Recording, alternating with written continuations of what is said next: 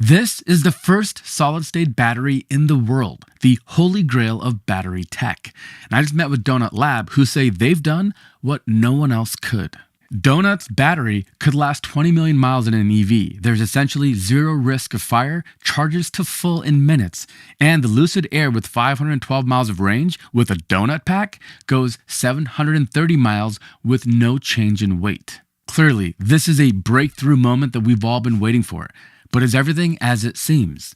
No one else has done it. So why would a small company from Estonia operating in stealth mode for the last decade be the first? I met with the team and had a chat with their CTO to find out. I'm Ricky, and this is 2-Bit Da Vinci. This video is brought to you by EcoFlow. This is one of the most exciting videos I've ever made. Without being too hyperbolic, this would be like going to a medical conference and seeing a booth from a company you've never heard of claiming that they've cured cancer. The biggest joke in the industry is that solid-state batteries have been 5 years away for the past 15 years or so. So with great claims must come great skepticism and excitement. In this video, I'll try to balance both. We've done as much research as we could, but the data is limited. So be sure to subscribe for future videos because this will be an ongoing research project. Donut Lab has been around for nearly a decade and started with an in-wheel motor. So Donut Motors, an operating system platform for integrating all EV components called Donut OS, and now Donut batteries. But in this video, we'll be focusing purely on Donut's batteries. We're going to include chapters so you can skip ahead to what matters to you, and I'm going to get into everything, but let's start with their claims. Donut Lab is presenting an all-solid-state battery for production vehicles, not a hybrid, not a semi-solid state, pure all-solid state. Ultra-high energy density of 400 watt-hours per kilogram, ultra-fast charging speeds. A charge speed of 1 C means the battery could discharge 100% of its energy in 1 hour. Donut claims their batteries can do 12 C, which is crazy. Full discharge or charge in 5 minutes. Almost unlimited cycles at 100,000 regardless of charge-discharge profiles. It's also extremely safe. No risk of fire or explosions when damaged. No risk of thermal runaway, no dendrite formation. It's non-combustible and non-flammable. It's puncture-resistant, non-toxic, and there's no environmental impact from supply chain or materials. The battery retains 99% capacity at negative 30 degrees Celsius as well as 100 degrees Celsius. Typically, when things get really cold, most EV batteries have to run heaters to keep the battery temperatures higher. But the Donut battery would deliver consistent power in that entire operating range. Now that's amazing, but what about price? Donut claims their solid-state batteries will have price parity with current lithium-ion batteries from day one, with future innovations bringing prices down even further. Nickel, cobalt, and lithium are expensive and are a limiting factor of bringing down battery prices. But get this, Donut claims their batteries have none of those materials, not even lithium. Managing resources intelligently is more important than ever. It's why I'm so excited about our sponsor EcoFlow and their Ecosystem Alliance announcement. EcoFlow is partnering with over 15 leading smart home brands like Homey by LG, GoE, Bosch, Shelly, and Google to build a connected home energy ecosystem. Your phone's components were made to work together. It's why they work so well. But your home is different. You might have a washer dryer from company A, a furnace from company B, and a car charger from company C, all with their own tech that can't talk to each other. With Ecosystem Alliance, each partner integrates directly with EcoFlow's system, enabling a single, all-in-one experience for users. The Alliance will prioritize broad compatibility using industry-recognized protocols when possible. So when your home acts more like a single connected machine, great energy resource management is possible. Appliances can understand energy use, energy costs, and make changes to help you save money. So learn more about how EcoFlow is bringing home tech together with the Ecosystem Alliance using our links in the description. Huge thanks to EcoFlow and you. Now back to the show. In engineering, everything is about optimizing trade-offs. Want something strong? How about lightweight? How about low cost? You can have two, but not all three. In the battery world, here's how this plays out. For stationary storage, weight doesn't matter, so we use lithium iron phosphate, which is less energy dense, but cheaper and longer lasting. Cars use nickel manganese cobalt, which doesn't last as long and is more expensive, but it has better energy density for longer range. Donut Lab solid-state batteries would be better in every way. Same price, way more life, way safer, and way more energy density. If you're thinking this sounds too good to be true, yeah. At the most basic level, every rechargeable battery has three core components: an anode, a cathode, and an electrolyte. The anode and cathode are the two electrodes where energy is stored and released through reversible electrochemical reactions. During discharge, lithium atoms at the anode give up electrons and become lithium ions. The electrons travel through the external circuit doing useful work, running a motor or a light. The lithium ions move internally through the electrolyte toward the cathode, where they recombine with the electrons and are stored in a lower energy chemical state. Charging simply reverses the process. In today's lithium-ion batteries, the anode is typically graphite with some small percent of silicon, which stores the lithiums between the atomic layers. The cathode is a lithium metal oxide like NMC or LFP, we mentioned before, optimized for stability, voltage, and cycle life. The electrolyte is the unsung hero. Its job is pretty simple: conduct ions but block electrons. Modern batteries use a liquid organic electrolyte soaked in a porous separator. Liquids are excellent because they wet electrode surfaces perfectly and fill in microscopic pores and cracks. And they maintain low interfacial resistance even as electrodes expand and contract during cycling. Remember, in a battery, as they charge and discharge, temperatures can go up and down. You have thermal expansion and vibrations in the case of an EV. This has to handle all of that. This desk might seem smooth to you, but if you look at this zoomed up, you can get a sense of just how imperfect the surface is. Every one of those is a ridge. And this is why liquids make so much sense. One of the biggest limiting factors in battery performance and lifetime is the formation of lithium dendrites, microscopic needle-like metal structures that grow during charging. When lithium ions plate unevenly onto the anode, especially at high charge rates, these dendrites can extend across the electrolyte toward the cathode. In liquid electrolyte cells, dendrites can eventually pierce the separator, creating an internal short circuit, rapid heating, and in worst cases, have thermal runaway. To prevent this, modern batteries deliberately limit charging current, operate within narrow temperature windows, and avoid full lithium metal anodes altogether. A solid-state battery replaces the liquid electrolyte with a solid ionic conductor, ceramics, sulfides, or polymers. In theory, this enables higher energy density, non-flammable cells, and lithium metal anodes. In practice, though, it introduces brutal engineering challenges. One is interface resistance. Solids don't flow. Any microscopic gap between electrode and electrolyte becomes a high resistance barrier that kills performance. 2, mechanical stress. Electrodes expand and contract during cycling. A rigid electrolyte can crack, delaminate, and lose contact irreversibly. 3, dendrites do still exist. Even in solids, lithium can form needle-like dendrites that penetrate the electrolyte and short the cell. 4, manufacturing precision. Solid-state cells require near-perfect interfaces, ultra-flat surfaces, and often high pressure, none of which scale easily or cheaply. So how about use cases? Well, if it's cheaper, higher energy density, and safer, the donut battery would pretty much make sense in every single application. Motorcycles? Yeah, in fact, the Verge motorcycle will be the first, and it comes out in a couple of months, to feature this battery. EVs? Absolutely. Drones? Yes, it has higher energy density, which means longer range in ultra lightweight applications like drones. Robotics? Absolutely. How about grid energy storage? Well, we're seeing the rise of sodium-ion batteries, and if those were significantly cheaper than donut solid-state batteries, then some companies might still go that route.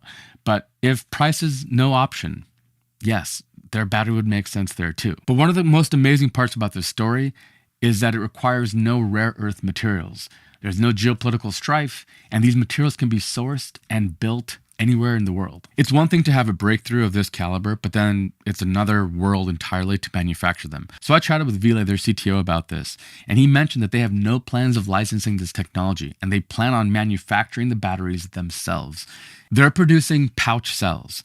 Each cell is rated for about 125 watt hours of energy storage, and the module is rated for around 5 kilowatt hours, which means that each module contains 40 cells. They're available for large-scale production, according to them, today, not 2 years from now or something else. They say that they're ready today. If their claims are true, this is like the holy grail of battery technology. There's not a single trade-off, better in every way. Now, one thing I want to make really clear is that I wasn't able to get a lot of information from them in their interviews, and they told me from the very beginning that we're not going to talk about chemistry or manufacturing.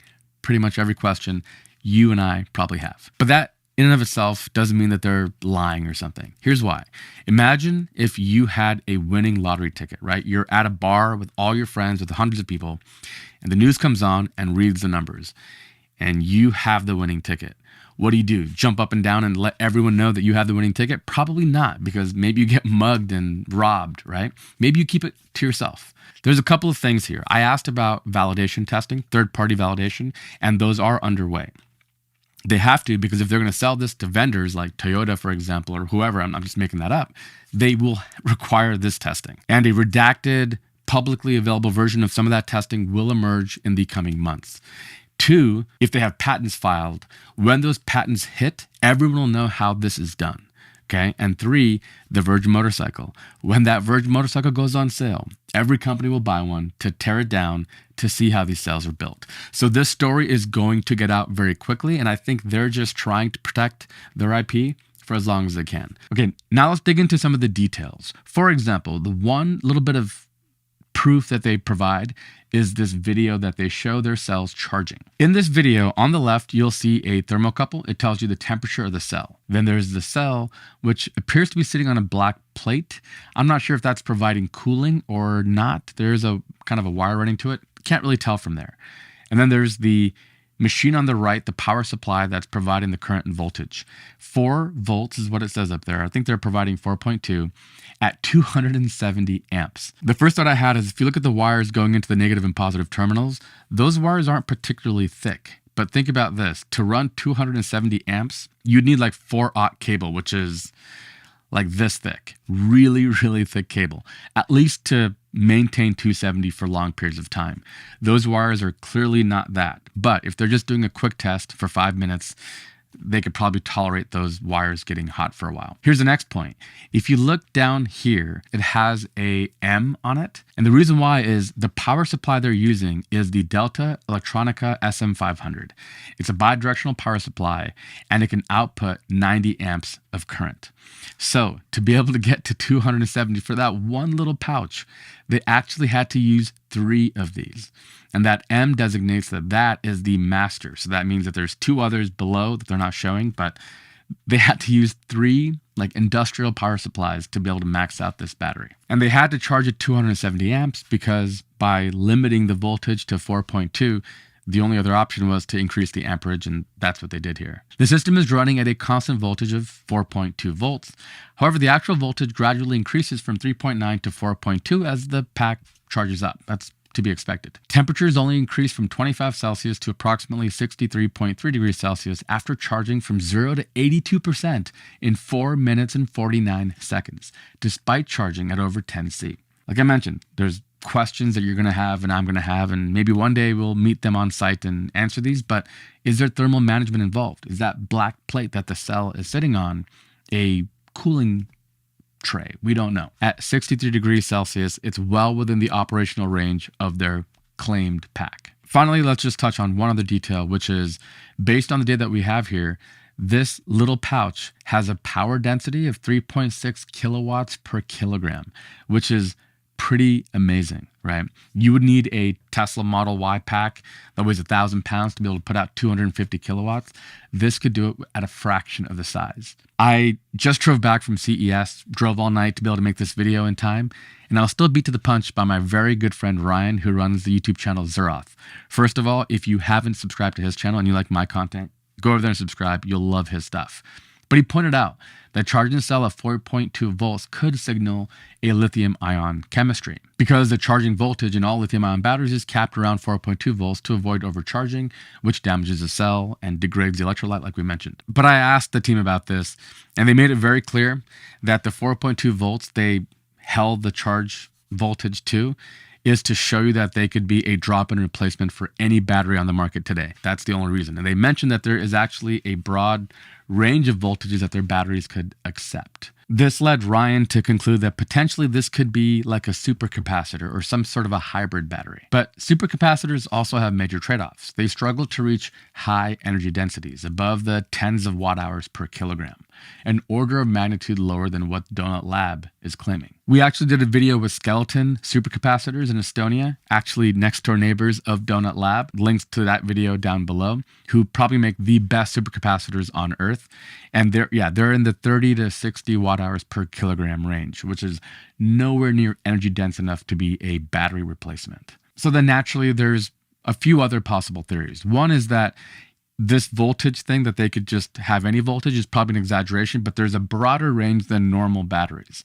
That could make sense for solid-state batteries because the decomposition of the liquid electrolyte is the main reason why you can't exceed 4.2 volts. But there is one other theory that I've been playing with, and that's the idea of a pseudo-capacitor. I found that in May 2025, a breakthrough from the Korea Institute of Science and Technology using carbon nanotube and polyaniline composite fibers reached 418 watt-hours per kilogram. And check out the rest of the specs. Volumetric energy density of 820 milliwatt-hours per centimeter cubed, power density of 1,150 watts per centimeter cubed, or 587 kilowatts per kilogram. Now, this is 163 times higher than Donut's experimental cell.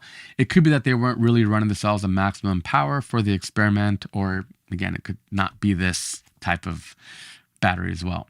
But cycle lives of over 100,000 charge-discharge cycles, exactly what Donut claims. Contrary to most solid-state batteries which have a ceramic electrolyte, this one is totally flexible. It can withstand over 10,000 mechanical deformations with no loss in performance, so you can twist and bend them into any shape. Since the polyaniline chains are anchored to the carbon nanotubes, the device can stay stable in high voltage settings without the typical polymer chain degradation that usually limits the voltage window of organic polymers. Sound familiar? It's also carbon-based, so non-toxic, readily available, and cheap. And the fact that it's based on carbon nanotubes is a strong indicator that we could be onto something, because that's exactly what Donut's main battery manufacturing partner, Nordic Nano, specializes in. Also, if it is a pseudo-capacitor, it even justifies Donut Lab calling the technology a solid-state battery. Pseudo-capacitance means storing energy via fast, reversible redox reactions on an electrode's surface. It replaces accumulating electrons on a surface in a capacitor, with bonding atoms on a surface through a chemical reaction, taking advantage of its higher energy density. It's literally like building a stack of millions of nano-sized battery cells, cathode, anode, conductor, and all, instead of making a large bulky anode with a large bulky cathode separated by a large bulky electrolyte. Call it a pseudo-capacitor or a pseudo-battery, but in the end, it actually is both. At this point, I should probably just take a quick minute and ask, what do you think? I'm sure at this point you've seen other people. We're not the first to make this video, and I'd love to know what you think. What are some of your theories? Have you found any other research that we've missed? Sound off in the comments below. But one of the most shocking claims of all is that this battery isn't just ready for production. It's already available for consumers in production electric vehicles, the first of which will be the Verge TS Pro motorcycle. This TS Pro claims more performance and real-world range than any electric motorcycle in the world. An older model had already set the Guinness World Record for the longest journey on an e-bike. The new 2026 Verge TS Pro model is now powered by the Donut Lab solid-state battery, making it the world's first production electric vehicle powered by a solid-state battery, and is set to crush that record. And you can buy one today for $29,900. Why is it so expensive? Well, it does have a new battery in it. Could they not have met that price parity target just yet? Or is it just a very low volume, bespoke type of product to begin with? We'll have to wait and see. But like I mentioned, as soon as this motorcycle hits the show floor, every question about this battery will be revealed, because you can guarantee every company on earth will buy one to tear it down. It's the hardest thing about engineering, is you want to be secretive, but the minute you sell your product, everybody could just rip it apart and find out about it. You ever had that experience where you do something, like let's say you're writing a paper, or you're doing some sort of like writing code or something, and then you lose it all. Like the power goes out, you lose your file, and you think, there goes 30 hours down the drain. Well, not really. Odds are the second time around, you can probably do it in like an hour and a half, right? That's kind of what happens here with batteries. All these millions of hours of research and billions of dollars is trying to find the perfect solid-state electrolyte or the right approach. But what if they found some alternative way to do something? And it's not that others can't do it. It's just that they thought of it first. Those are the easiest things to replicate and why they're going to be secretive. And I completely understand that. That to me isn't a red flag at all. I would operate the same way. And Donut isn't just going to be a battery research and development company. They want to manufacture everything. They've partnered with Watt Electric to develop a lightweight skateboard EV platform. Hi everyone, my name's Al. I work for Watt Electric Vehicle Company. We design, engineer and manufacture lightweight electric vehicle structures and platforms. So we have two key technologies, what we call FlexTech, which is our patent protected lightweight interlocking aluminium extrusion system. And we also have a laminated battery base plate, which is layers of aluminium and composite material bonded together. We take battery modules, build them onto the base plate, and then integrate them into the chassis of our vehicle. So this is module to chassis, and this would be the donut Yeah, solid-state battery, right? Yeah, so if we were, so it's possible to package 60 kilowatts of Donut Labs solid-state battery in this configuration. From where to where? Yeah, so kind of basically in the floor area. So we build it onto the laminated battery base plate, stuff the battery up into the vehicle, and it becomes integrated with the primary structure of the vehicle. Now for the juicier part of this thing is the Nordic Nano Group partnership. Nordic Nano Group is a Finnish renewable energy startup founded in January 2024. Their process uses industrial scale screen printing to layer nanomaterials. And this is reportedly easy to scale and faster to set up than a standard lithium-ion battery line. Everything points to Nordic Nano being Donut's strategic manufacturing partner. Why? Well, Donut Lab invested in Nordic Nano Group since its seed funding rounds in early 2024.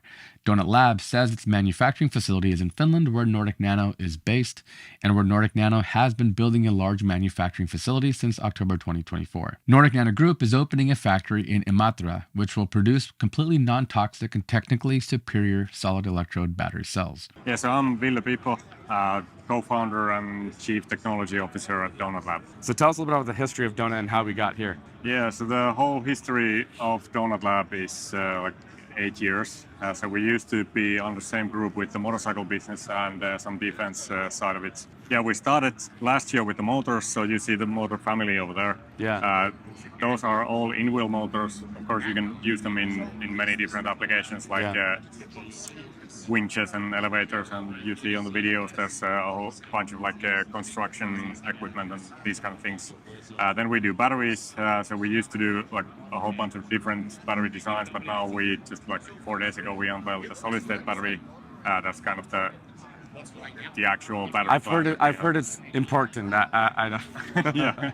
Solid state batteries. Yes, that's why we're here. Then we also do control units for the motors, and of course like the BMS system for batteries. So the full stack of all the like the architecture and of also the unifying software layer. So on the corner there you should also do a feature on that, because it's basically how to remove all of the blockers for companies who are trying to build EVs and how to get to market. So how big is the company? We're a big fan of very small teams. So we're only like, I can't remember exactly, like 60, 70 people. So we've been doing this with a very, very tight-knit group of engineers. So for example, the team that's done all of the motors, that's only like just more than 10 people participating in all of that. And we've been developing these kind of vehicles and like applications or solutions for all kinds of customers with just some tens of people at the company. Let's talk about the battery. I think that's the reason why I think this has become kind of maybe the most influential or important booth at CES, which is not an easy thing to claim, but I think you might have done it. There's several components to this. Obviously, the solid electrolyte, which is, I'd imagine, unbelievably proprietary. But then there's anode, there's cathode. What can you tell us? Just any details that are available for... I can start with the stuff I'm not going to be talking about. Sure. So chemistry, it's quite different to what you've seen before with solid state lithium-ion-based stuff. Another one is manufacturing method. We don't really describe it in any way. And the third one is like all of the suppliers and partners and all other like trade secrets that we obviously aren't telling about our motors either. So we're not going to go like publish all of the trade secrets. So what I can talk about is all of the specs and characteristics that you see on the stand here. So it's quite like easy to integrate with the kind of first go-to-market option so we chose to do this kind of a pouch cell design exactly because this is very easy to do as a kind of drop-in replacement to any existing like lithium-ion, especially if you already are using like a pouch cell pack. Then you can just drop this in there, and we can make that in different sizes as well. Like it doesn't need to be exactly this, and it can be these like opposing tabs or longer or thicker or wider or whatever. But this is probably, I would imagine, the preferred form factor versus cylindrical or prismatic. This might be the way that cylindrical is not really on the roadmap because there's no we don't see any benefit in going cylindrical because in traditional lithium ion it kind of makes sense because you can pack in stuff and then have those cooling snakes and everything. But that's quite complex as opposed to just slap a bunch of these into a pack and call it a day. Like this is so easy to integrate that it's the fastest go-to-market option. Then in the future things get more crazy than this. Like we can do some more exotic designs, some more like exotic system level designs, and we're kind of like we did with the motor stuff. We kind of went and started reimagining what even is a architecture for a motorcycle or a car or a elevator or even like a washing machine or something. Now we're doing the same with energy storage, where we're starting with quite conventional looking thing, but what's inside is scalable both like in manufacturing capacity, but also in the kind of design, how you can make the vehicle in interesting ways. So you mentioned traditional lithium systems. So is this not a lithium cathode? We're not discussing that much the chemistry, but this is a non-lithium. It's a non-lithium, okay. And so then you mentioned the drop-in replacement. Knowing then it's not limited to the nominal voltage for, let's say, a lithium pack is 4.2 volts. You're matching the maximum, right? So you're matching that not because you have to, but because it makes sense for being a one-to-one replacement. But you have greater flexibility in terms of voltage with a system like this. Yeah, I mean that goes into the assumptions, but the nominal voltage on this one is pretty much exactly the like 3.6 as you would get in a lithium. 3.6 to 4, something like that. Okay. But then like people have been quite like they are speculating a whole bunch of things. Yeah. Like some of it is completely untrue and some of it is kind of close by. So we're not going to go into like saying yes or no in the interview. You're not going to. And we're kind of unwillingly saying yes or no to the other things as well. Okay. Okay. In that case, but we will be doing this like third-party stuff. That of course we've been doing like third-party analysis or validations in recent years, but that's more for our own sanity checks because developing something that kind of even to myself feels too good to be true. Then of course we need to give it to someone else, like show me I'm not insane kind of stuff. But then we're not publishing those, but we are now working on stuff that we can publish. So it's going to be a well-curated set of data. Okay. And is there a timeline for some of those publications to be made public? I don't want to promise anything, but we're working on it right now. Okay. Yeah. Okay. Yeah, No, that's soon. more than fair. Now, let's talk about. I think the people watching this video know why this is really important. But if we can touch on some of the unlocks that are available with a solid-state battery, non-liquid electrolyte. One of them probably is maybe just power density or charge rate. Yep. I believe I heard some of the engineers say this can charge at 11C. Is that right? Yeah, so that's what gets you the sub 5-minute charging time, yeah. Right. And is that charge and discharge 11C? Yeah. So you can see it on the video somewhere. The cell is basically just laying on a table somewhere, so there's no like active cooling I've seen the video. Pump it. Yeah. I'm sure you've been analyzing. I've seen that video. 1 to, I think it was 5C, you could do it passively without even having any sort of active cooling. Yeah. And then the 5 to 11 envelope, maybe you need liquid cooling or some sort of active system. Yeah, because that then kind of depends on the back level design. So there's many different ways of doing it. Like you can do a very capable design, like you can go way like below 5 minutes if you need to, if you're just pumping like a whole lot liquid. Like if you have a drone where that docks into a charging station and needs to go back like in 1 minute or so. Right. Sure, you can do that, but then you're probably abusing the cell more than you should. Right.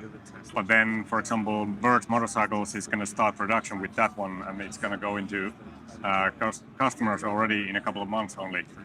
and that's done in a very kind of the most simple and lightest weight pack design.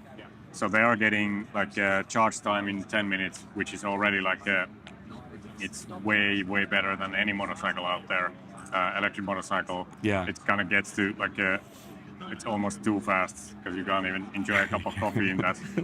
So then they don't really need to go to the very extreme with this, because then if you go to the extreme, you might increase complexity or cost or something like that. But this is very scalable. Like in any automotive use case, you would get to this, you would normally have some liquid cooling capacity. Like in the module there, you would have some cold plate kind of transferring the heat outside or away from the cell. Help us kind of maybe understand the advantages of a solid state architecture with energy density. So this pack you're saying is around 400 watt hours per kilogram. Yeah, or this cell. This cell. The best NMC chemistries for a traditional lithium pack, probably in the 280s, is that fair to say? Kind of rough ballpark? Yeah, something like that. Okay, so that's a pretty sizable improvement. Is this just the beginning? This is like phase one, and 5 years time we'd be seeing even better densities, or is there other physical limitations? You're not going to say that. I guess the question is like, my boring answer if I can't really talk about it, but we're not anywhere near the kind of theoretical limits of this tech. Of course, we're going to keep on improving it over time. Okay. How about like cold weather performance? How are the battery characteristics in cold temperatures, high temperatures? Is there greater deltas compared to traditional? At least it's very wide compared to any lithium-ion cell. So we've been testing it already in like minus 30 degrees Celsius all the way to 100 degrees Celsius. And it's very stable and it's retaining like 99% or more than 99% of the capacity in those temps. It handles those temps very easily. But to be honest, I don't even know the limits because we haven't gotten around to testing the very limits. Like, of course, there's some use cases where someone needs this in the North Pole or something, then we're negative 30C takes care of in most use cases. Maybe somewhere in Siberia or northern Canada there might be. There was minus 35 in Finland just a week ago. Luckily I'm here. Yeah. Do you see bottlenecks or issues with supply chain, or does this scale well for the future as this goes into every car? Every car maker will buy this if you could make them fast enough, right? So when that day comes, do you foresee challenges? Again, sort of goes into the area where you're probably not going to believe it anyway, but I'll say it anyway. So this is not reliant on any geographical location of any kind. So we can do this in any continent. It's amazing. And it's abundant, low-cost material. So I don't really see any bottlenecks there. But of course, when we go from 1 gigawatt hour annual run rate to hundreds of gigawatt hours annual run rate, it's a challenge. It's always a challenge. For any chemistry. Yes. Yeah, I mean 1 gigawatt hour run rate this year. Then next year, really depending on what kind of projects we get into production, because we don't want to pump out cells if there's the kind of projects that we are working on are not there yet. So it really depends on kind of, is the ramp starting that month or is it that month or that month? But next year, it'll be around 10 gigawatt hours, even going into 20 gigawatt hours run rate. Okay, so I'm not saying we're going to be making 10 gigawatt hours of cells next year. It depends on where the kind of growth curve is going on. Okay, two more benefits of the solid state battery that I've particularly been interested in. I don't mind the charge speed. I think my car charges fast enough. I've never had a big issue with it. But the two benefits I've been waiting very keenly for, one is the ability to just charge to 100% without thinking about it. Right. Yep. In my car, I keep it around 70 to 80 most of the time. Yep. So with your cells, you can charge to 100% every day. Is there pretty much every day 100%? So that unlocks already more potential energy in your pack that you're not using in the interest of saving the life. That's not a problem. The second is just the sheer number of cycles. 100,000 cycles is which is completely overkill for any EV application. Your car will be in the scrapyard long exactly. before. So the whole point is that you don't really need to talk about lifetime anymore. Whatever vehicle you have, it's going to disintegrate before the battery is dead. So it's basically in any EV application, it's as good as immortal battery. Pretty much, right. But also in grid storage, you need a whole lot more cycles than any EV application. So or charging products where you would have this kind of a buffer battery in a charging station.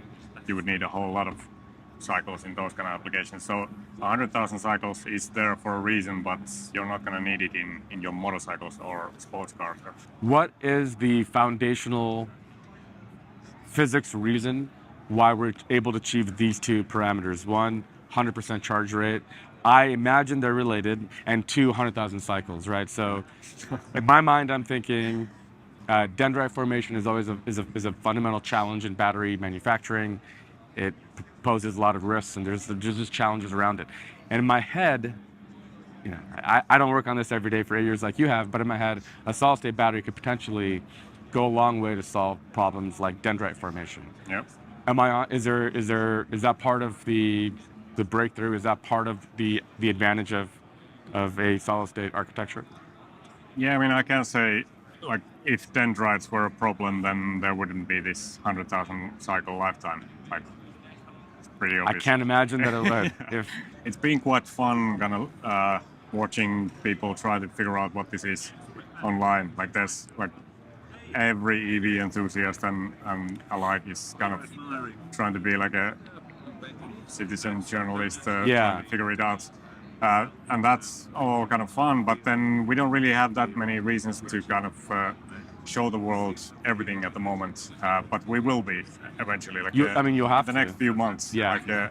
Like, because we now just unveiled this like 4 days ago, and absolutely every single customer that we are working on with the motors and our control systems and the software side, they're of course now also asking for the battery. Of course. And then there's like 5 times more companies also asking for the battery. So now we are in a process of hand selecting the ones that we are working with this year and next year and the year after and all that, and kind of form that into a growth curve.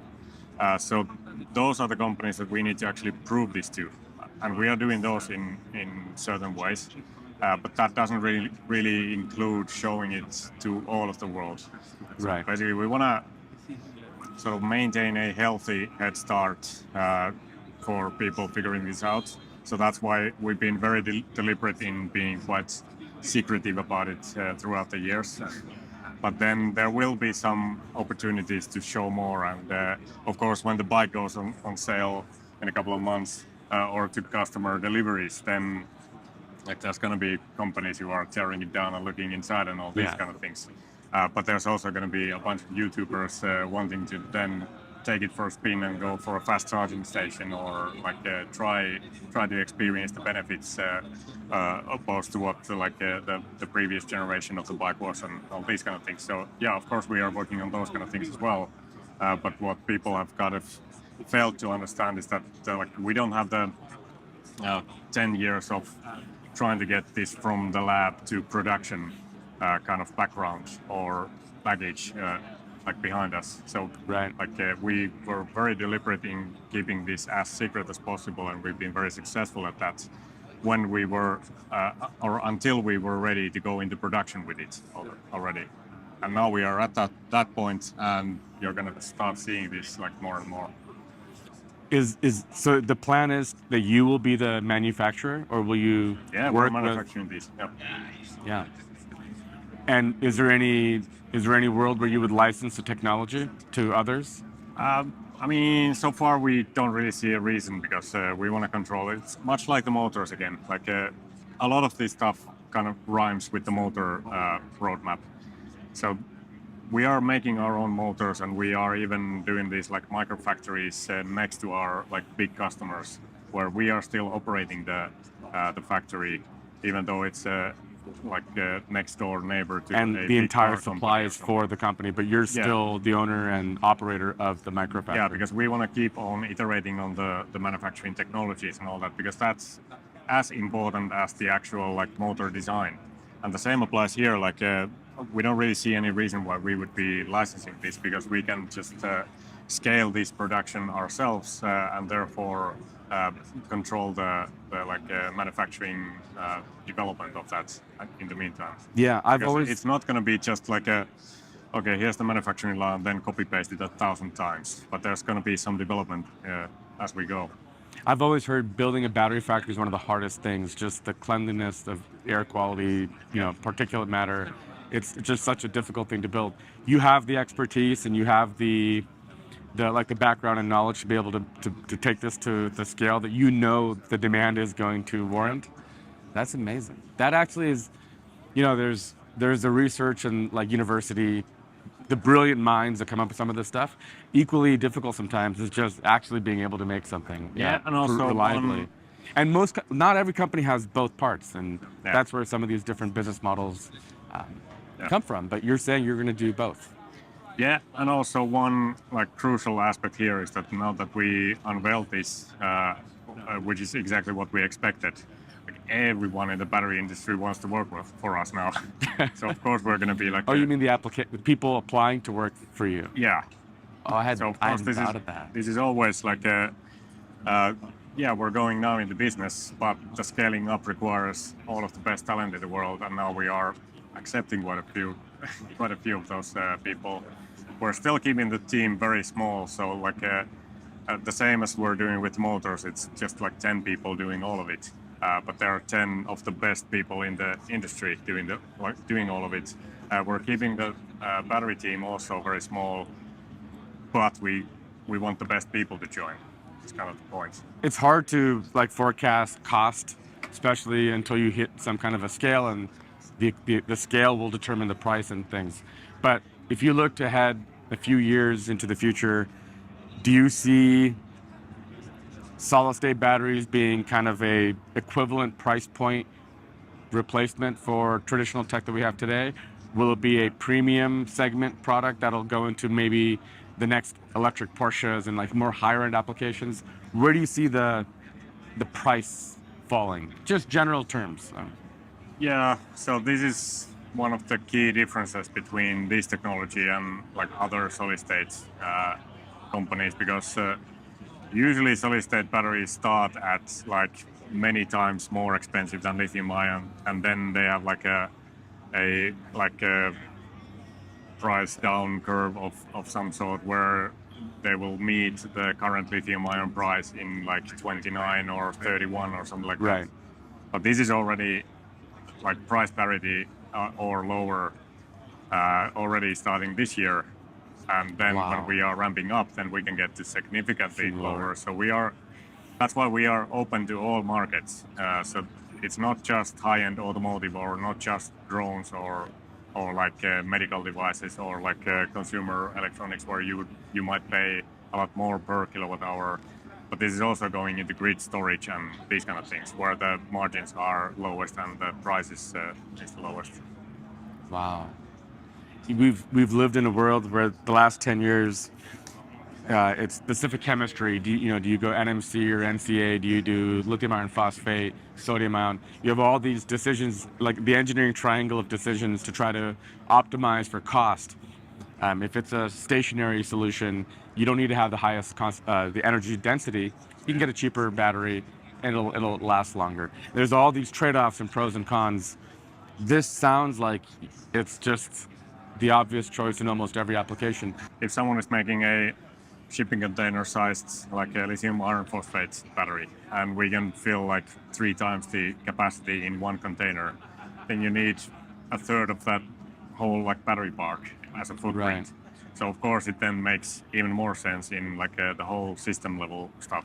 And the same applies to automotive or any other application. If we can make the whole system smaller, then usually it's also lower cost. But already at the cell level, without even talking about the system level, we are at price parity or lower. How about the safety component? I did see some videos, some of the torture testing that you put the batteries through. We know the liquid electrolyte it's the part of the battery that really is problematic, and you're getting rid of it. So I'd imagine just by design, it's an inherently much safer battery. It's much safer than lithium-ion because of exactly the reasons you described, where we don't have the liquid electrolytes, which is kind of the scary thing there, and the dendrite formations and things being thermal runaway-ish. This is much safer, which is why aerospace industry, things that fly and have humans on board, they kind of need this But even like things like electric bikes, where you're charging in your apartment or something.